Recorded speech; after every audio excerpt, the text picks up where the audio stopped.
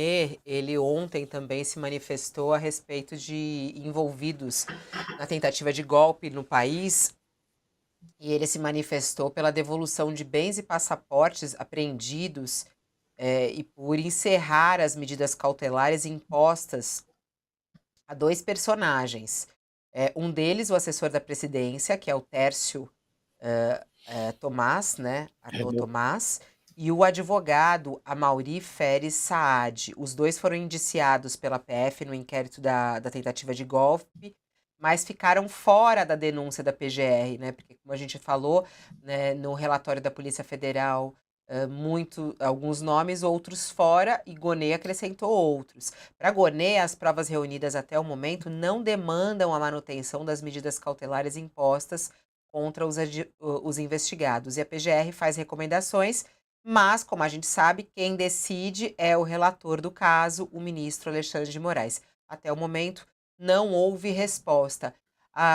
Bem rapidinho, Sakamoto, essa dobradinha que vem acontecendo entre PGR e STF, nesse caso do 8 de janeiro, ela tem, de certa maneira, ido na mesma linha, né? Ou não, por exemplo. Agora a PGR faz esse parecer, manda para o STF.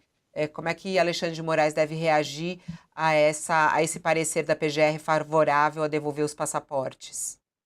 Olha, Fabiola, na maior parte das vezes o ministro Alexandre de Moraes tem atendido, né, as demandas do Procurador-Geral da República, Paulo Gonet, nesse caso, né?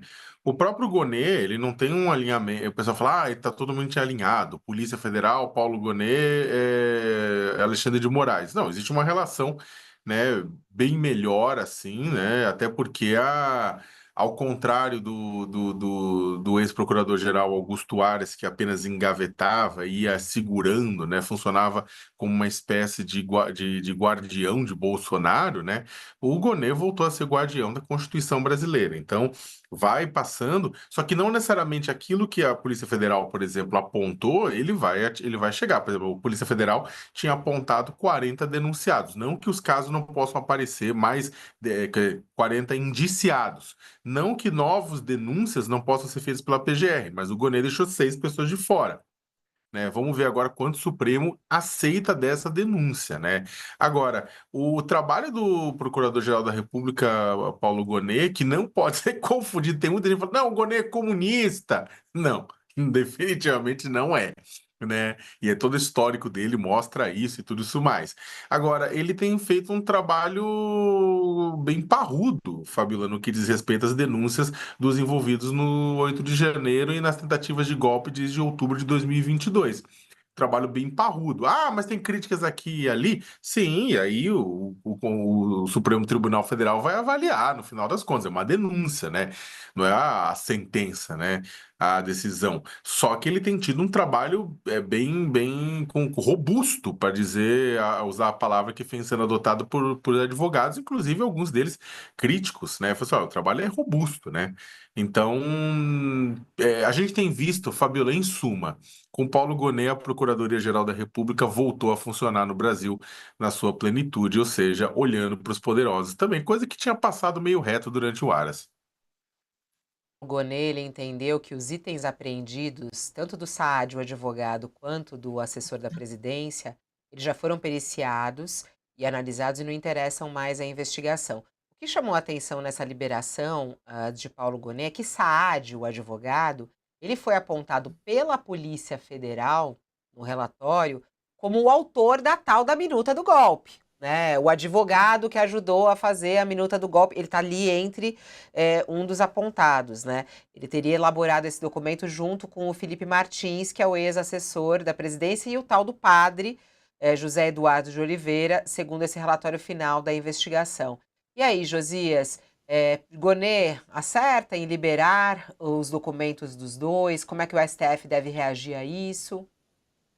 A decisão precisa ter lógica, não é, Fabiola? Se o procurador Paulo Gonet considerou que não havia evidências que justificassem a inclusão de alguns personagens na denúncia, é o caso desse Tércio Arnaud, que era um operador do gabinete do ódio, era a mão estendida do Carlos Bolsonaro nos computadores do Palácio do Planalto.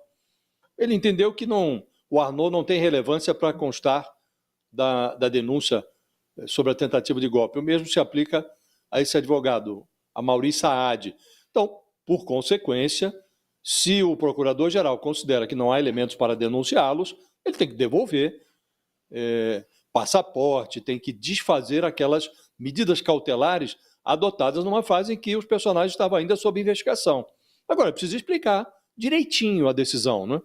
Porque o fato de não ter denunciado não significava que não poderiam vir a ser denunciados esses personagens que não constaram da primeira leva de denunciados, né? Há uma dúvida sobre o que o procurador-geral fará, por exemplo, com Valdemar Costa Neto, que não foi denunciado, mas ele pode pedir investigações adicionais. Nada impede que o procurador adicione novos denunciados no curso do processo. Ele vai se manifestar agora sobre as defesas prévias até sexta-feira, depois o Alexandre de Moraes vai providenciar a marcação do julgamento da denúncia, que vai resultar na conversão da denúncia em ação penal, mas enquanto corre a ação penal, que está por ser aberta, o procurador pode adicionar novos denunciados, levar novos encrencados à apreciação do Supremo, né? Agora, se ele acha que não há elementos, nada mais razoável que ele devolva o passaporte, que ele desfaça as medidas cautelares adotadas anteriormente. É muito provável que o ministro Alexandre de Moraes atenda ao pedido do procurador. Agora, é preciso que essa fundamentação seja divulgada para que as pessoas tomem conhecimento das razões que levaram o procurador a pedir essas providências. Para quem está conosco na TV, intervalo, seguimos